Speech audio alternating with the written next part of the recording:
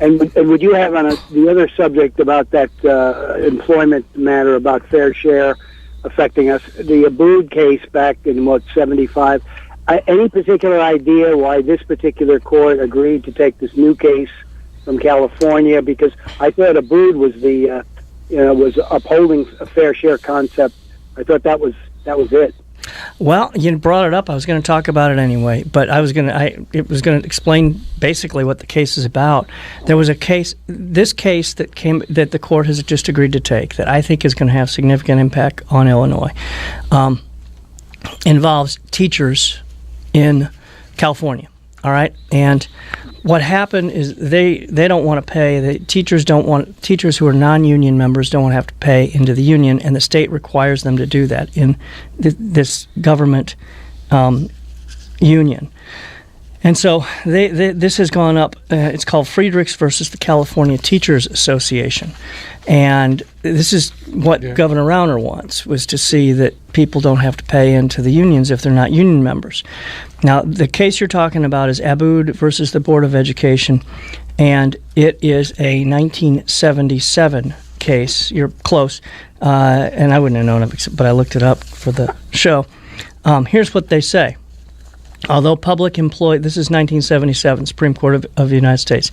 Although public employee unions' activities are political to the extent they attempt to influence government policymaking, the differences in the nature of collective bargaining between the public and private sectors do not mean that a public employee has a weightier First Amendment interest than a private employee in not being compelled to contribute the cost of exclusive union representation.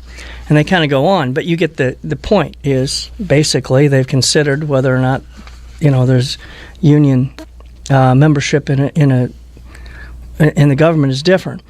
Last year in Harris versus Quinn, this Supreme Court criticized, basically gutted, in my opinion, the Abood case. All right, and so what they say in that case, this is the one, and this is an Illinois case, by the way. This is the case involving our former Governor Quinn.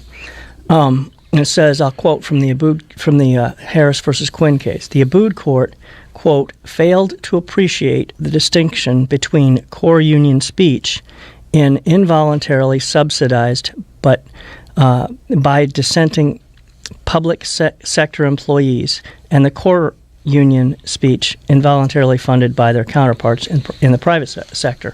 So they're basically saying that the Supreme Court in 1977 didn't understand what they were doing, right? And you read that decision, and they pretty clearly understand what they're saying, but this court doesn't agree with it, is how I see it. This is this is on the Harris versus Quinn. Okay. And I'm going to read the first sentence of Harris versus Quinn, decided last year by the U.S. Supreme Court. This case presents the question of whether the First Amendment permits a state to compel personal care providers to subsidize speech on matters of public concern by a union that they do not wish to join or support. We hold that it does not. In other words, the state does not have the power to order people to do that.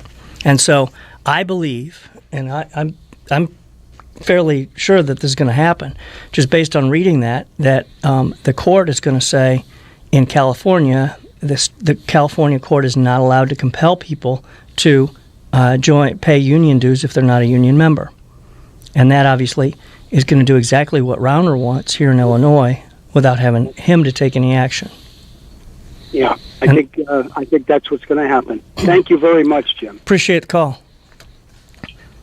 I dug through a lot of text to get sort through that thing, sort it out. But I mean, it is like the first sentence is just, and that decision just guts that whole case. So I think we're going to see the Supreme Court next year is going to have a decision that says that the state cannot compel non-union people to pay union dues.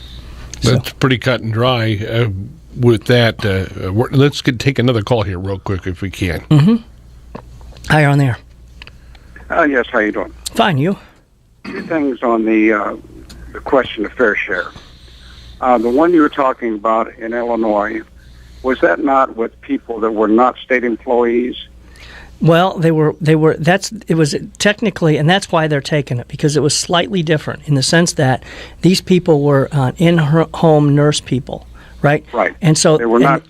But they were not actually union state employees per se. Well, it's sort of unclear, because in that case they were employed by the state just enough. They were employed by the caregiver and the person that they were taking care of, but they were, according to the contract, in the state for the purposes of collective bargaining. Okay. Okay, and so it's really a weird case. Right.